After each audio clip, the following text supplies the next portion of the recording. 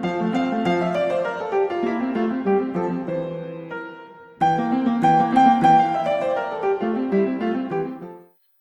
welcome or welcome back to the Unraveling Soprano.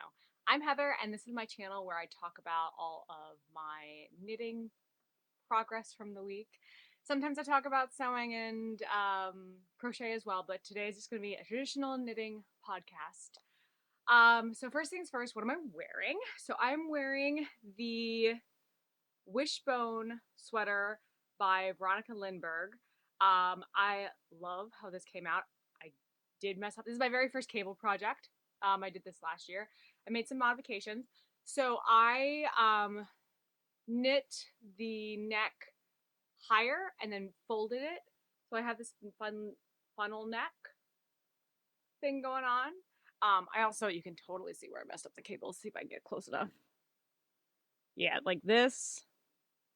Right? Yeah, right there. That's where I messed up the cables. Had a little problem the very first time reading a chart. So I thought about when I really got it. I was like, well, maybe I should go back and like fix it. And then I was like, I'm not doing that. That's not happening.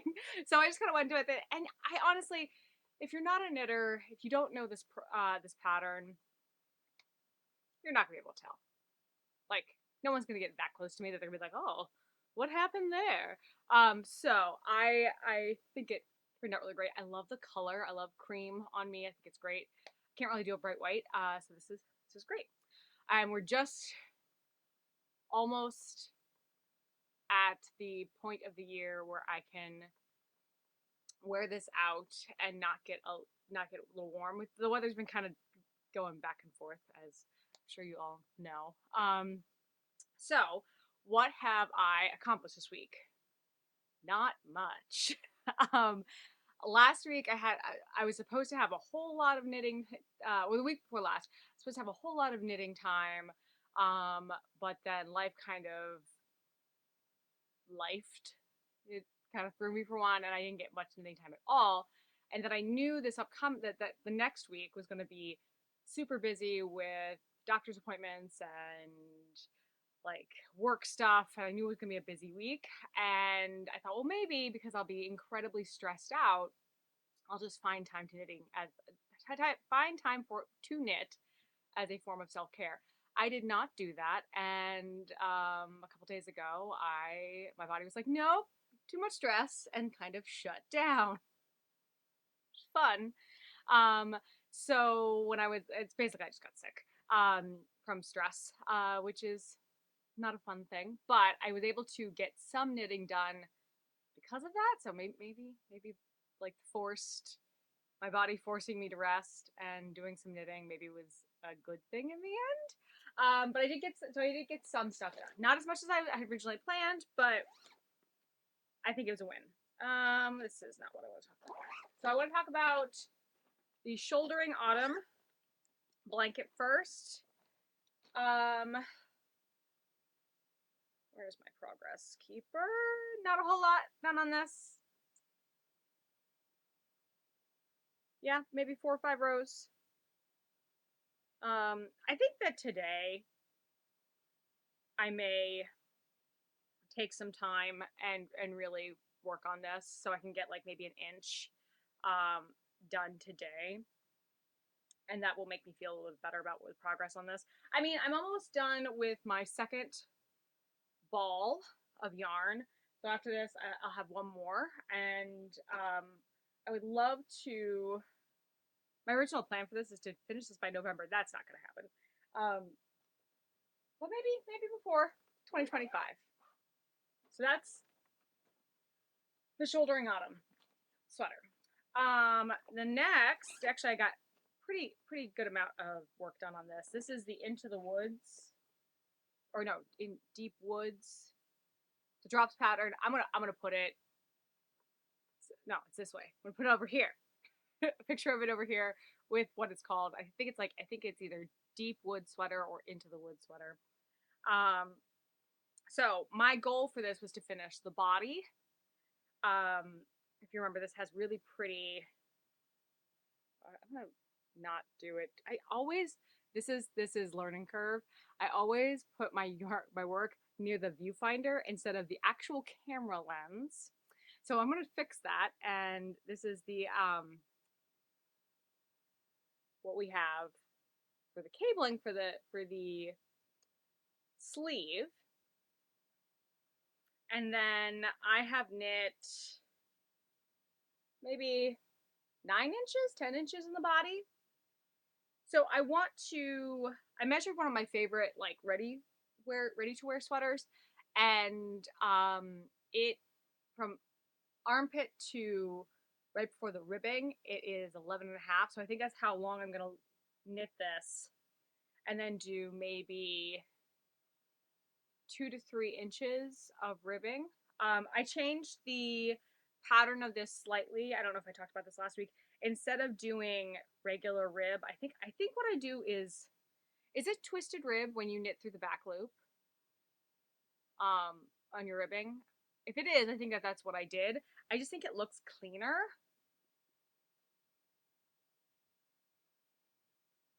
than if I just did my regular ribbing, because my regular ribbing is not super tidy. Actually, you can see that in, I think this might be twisted rib as well, but this may not be a good example. Yeah, this is all twisted rib. So this looks a lot nicer. I don't know why. I don't know why it does like this weird. I think that's my cast off. I think I did Jenny's stretchy cast off for this, so it kind of flares. And these sleeves are a little short. I know this is not what I'm supposed to be talking about, but they're a little short. I think I just got sick of. I just got tired.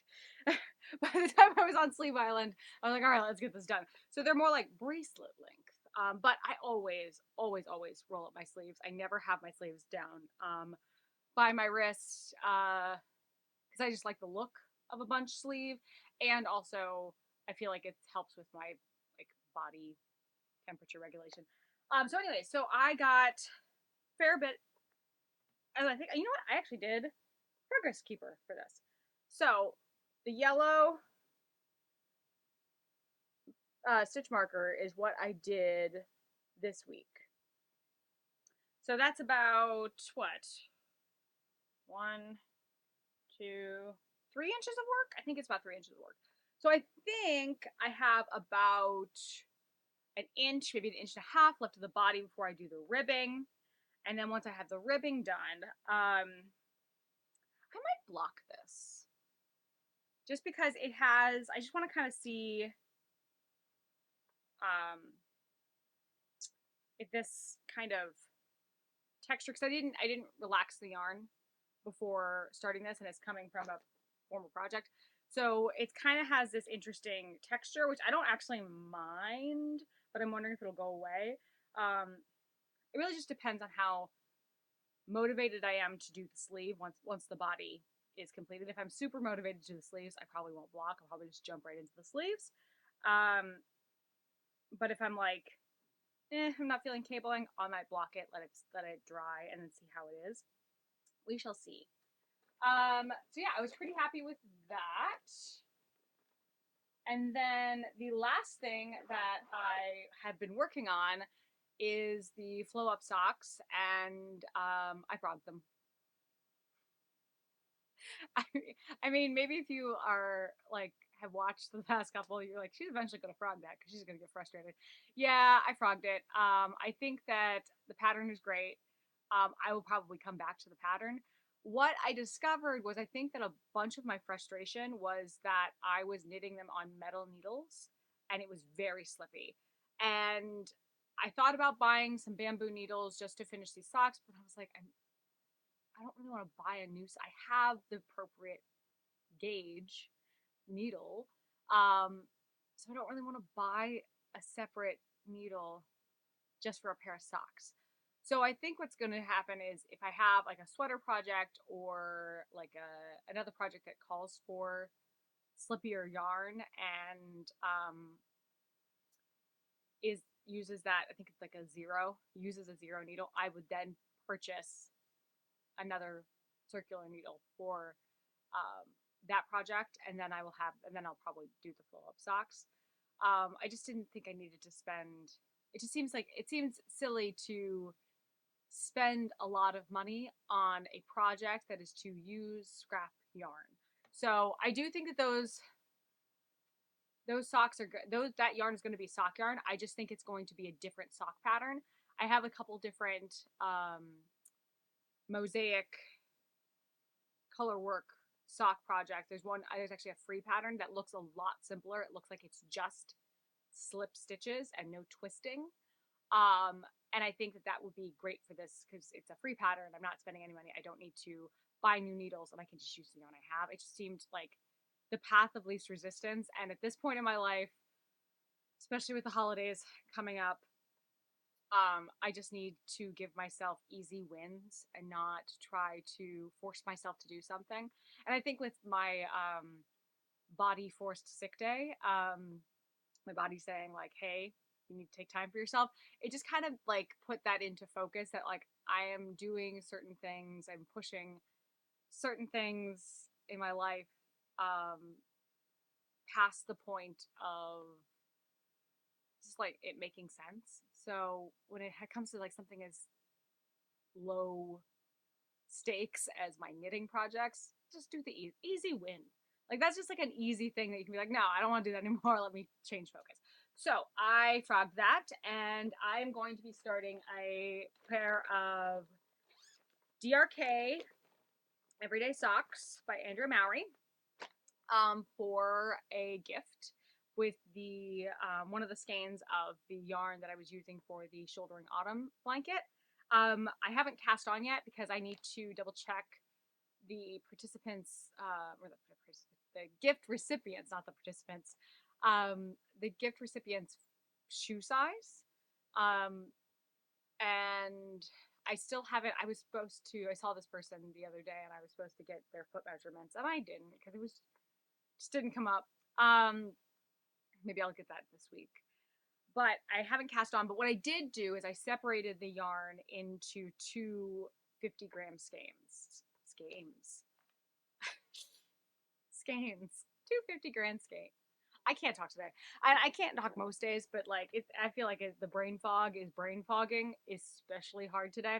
But anyways, I split them up into skeins, and I find that this is really great when I'm working with variegated yarns for socks, because I probably should have done this backwards. I don't know if they're gonna match. So usually what I do is I will start from one end of the yarn and roll um, like create the ball of yarn to 50 grams, and then do it again for the second. I have to think about how I did this last time because there's a way you can like if you have like self-striping yarn, you can do it so it looks pretty close. This is so dark. I might not do that with this because this is such a dark yarn, and because this has already been balled up in a skein, like it's already been taken from like the manufacturer's skein into a ball and now rolled up into two. I don't know if I need to do what I was doing. So they're not perfect. They're handmade. It's fine. But I have done things in the past where I've kind of pulled from the middle or whatever, like had the basically the yarn starting for both pairs of socks at the same place so it looks a little bit more uniform. Um, and when that works, it's really great. And it's easier with a more distinct color changing yarn. With this, it's just variegated, so it's not as distinct. Um, but like if it's like going from like a blue to a purple to a red, you can really see that change in the sock. And so I try to like make that work with the ball. I don't think I need to do that with this. So as far as plans for this week, I am going to cast on that pair of socks. That's going to be number one. That is going to be something I do today because because one DRK Everyday Socks. It's my favorite sock pattern. Um, It's easy, it's fast. I will get, if I'm concentrating, I will get a pair of socks done in a week. Great. Um, so I need to actually just start it so I can get moving on it. And then I would like to, as I said, do about an inch of the shoulder and autumn, and then finish the body. So it's basically the exact same thing I said I was going to do for last 2 weeks video. I want to do for this week because it did not get done. So yeah, let me know what you're working on.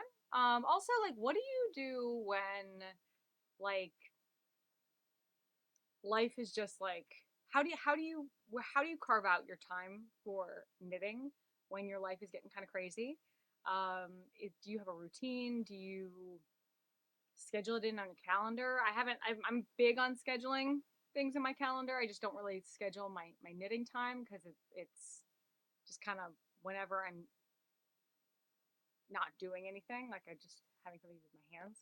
And then also, completely off topic, what kind of neck lights do you use? Because I have a neck light that is like, I bought it in 2020 and it was great when I first bought it. But like the plastic hinges, do I have it? Yeah, I think I have it.